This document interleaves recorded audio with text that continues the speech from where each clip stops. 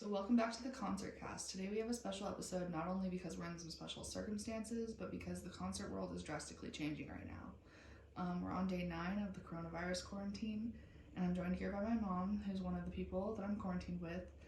Hi. First of all, welcome to the show. But before we get into concerts, let's start off first with how are you handling this whole situation? Well, it kind of depends on the day, right? Over a week, haven't left the house. So this is the ConcertCast. Okay. How Yay. How do you think that this coronavirus situation is going to affect the concert world in the long term and short term? Well, short term, we know that it's, one cancellation or postponement after another. Yeah. So a lot of disappointed fans in concerts they were looking forward to this spring and summer, and hopefully by fall they'll be able to continue, but it's definitely changing. Yeah. So let's not dread on all this gloomy stuff. Let's go back to like concerts in general. How did you get into them? How much do you love them? Let's talk.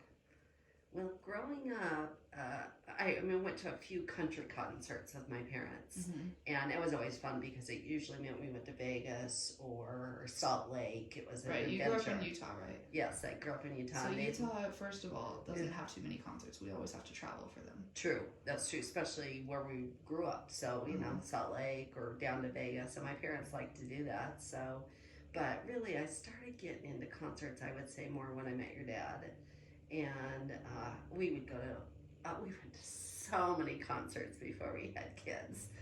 Anybody could invite us to a concert. Didn't matter what the music type was, we were up for going to a concert. So like how often would you say you went to shows?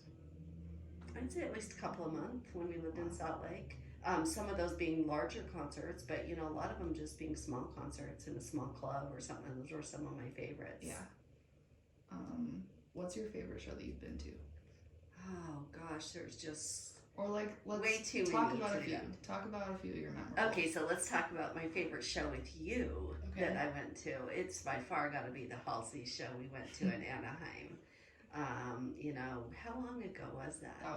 That was almost exactly a year ago right now not a year ago, sorry. 2015, so exactly 5 years ago. 5 years ago for spring break. Yeah. And we all went, the 4 of us went, but only you and I went into the concert. Yeah. And we just basically drove to Anaheim, spent the night, went to the concert that night, got up the morning and came back. And I really was just going because you wanted to. So right. I was a big Halsey fan in 2015, and that show meant a lot to me. And we ended up getting there. And that's right. I had bought tickets off of StubHub, which is a concert ticket platform, I guess, but our tickets ended up being fake and we weren't allowed into the show. So we had to... Oh, you were so disappointed. I was so sad. I thought you were going to cry. We ended up finding Halsey's manager, and he ended up signing tickets and giving them to us for free, and we got into that show. And that was probably one of the smallest shows I've ever been to. There were like 100 people in that arena, or not arena, that room. It was like a little room. Yeah.